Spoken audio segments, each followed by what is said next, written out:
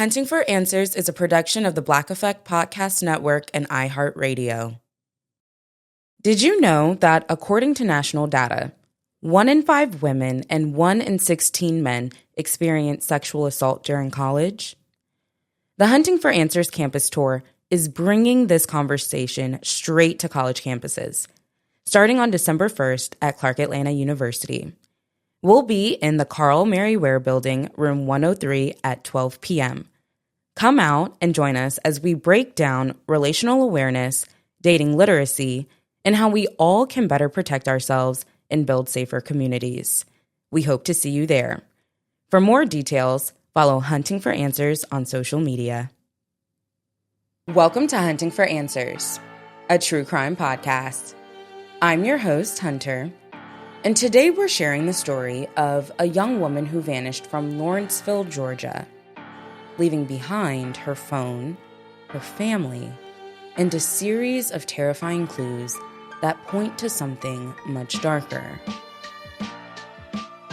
She was 24 years old when she disappeared in late December of 2020.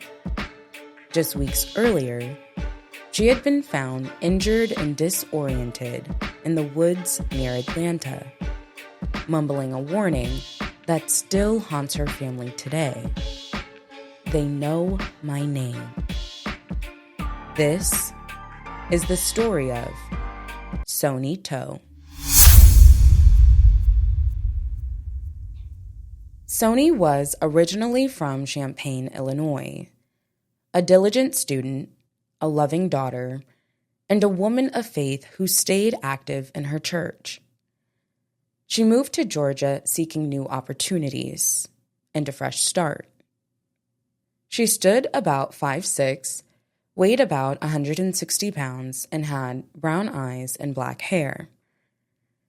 Her family describes her as soft-hearted and selfless. Her father, Joseph Toe, said she would do anything to help anyone.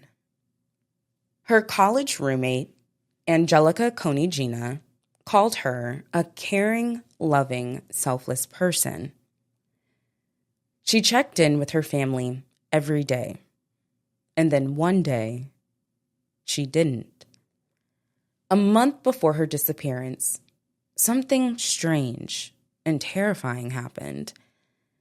According to her family, Sonie was found in the woods near Riverdale, Georgia, disoriented and hurt. She was taken to the hospital where she received treatment. Her sister, Tina, remembers the moment clearly.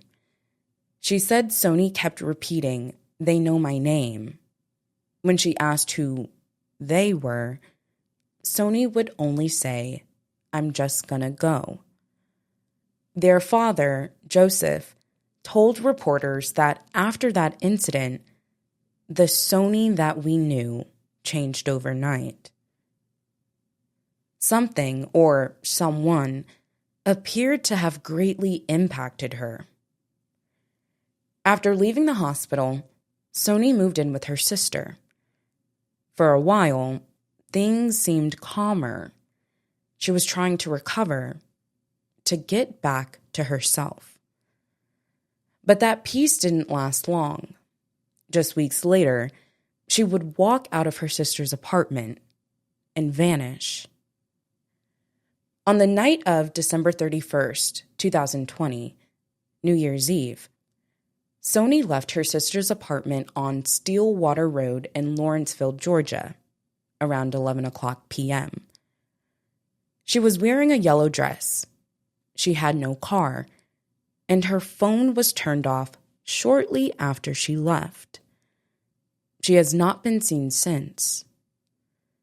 Some records show she was last seen earlier, on December 26th, but family members and investigators believe New Year's Eve was the true date.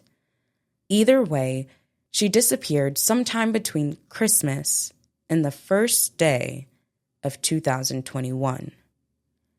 A young woman gone without a trace. When Sonie's family realized she was missing, they contacted the Gwinnett County Police Department, Her name was entered into the National Missing Persons database, but police had few clues, no witnesses, no camera footage, and no sign of foul play at her sister's home. Private investigator Robin Martinelli, who took on the case, theorized that Sonie may have been targeted by traffickers who prey on young women new to Georgia. Martinelli told reporters, "It seems to be people that come from a different state to here, that weren't born and raised here and know their way around." She believes Sonie may have met someone shortly before she disappeared, someone who might have taken advantage of her kindness and trust. Almost a year later, in November 2021, Sonie's father received a tip from someone in Myrtle Beach, South Carolina. The witness claimed to have seen her near a Boost Mobile on 3rd Avenue South. Joseph drove to Myrtle Beach and spent 5 days searching the city, handing out flyers, talking to locals, and visiting nearby towns. Several people said they recognized her, but Myrtle Beach police could not verify the sightings.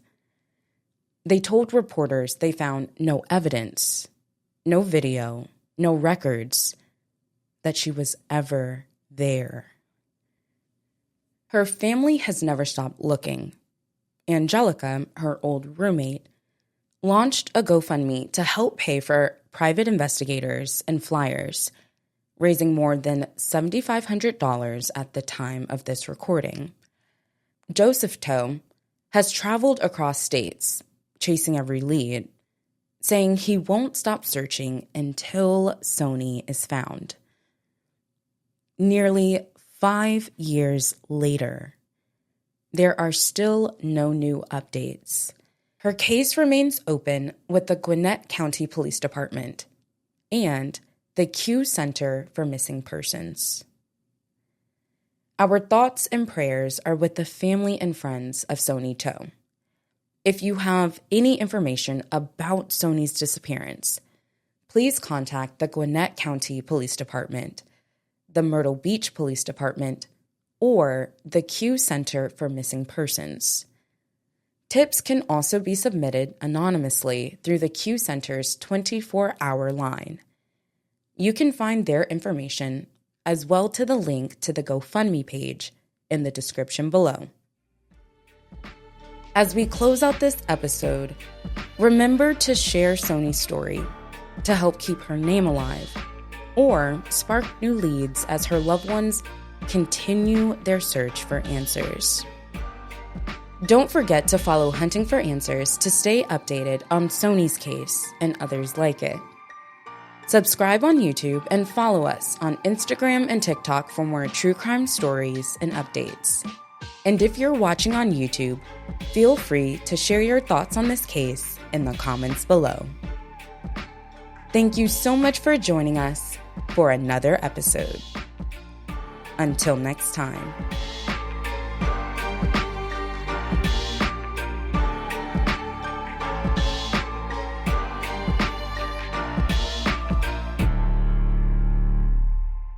Hunting for Answers is a production of the Black Effect Podcast Network. For more podcasts from the Black Effect Podcast Network, visit the iHeartRadio app, Apple Podcasts, or wherever you listen to your favorite shows.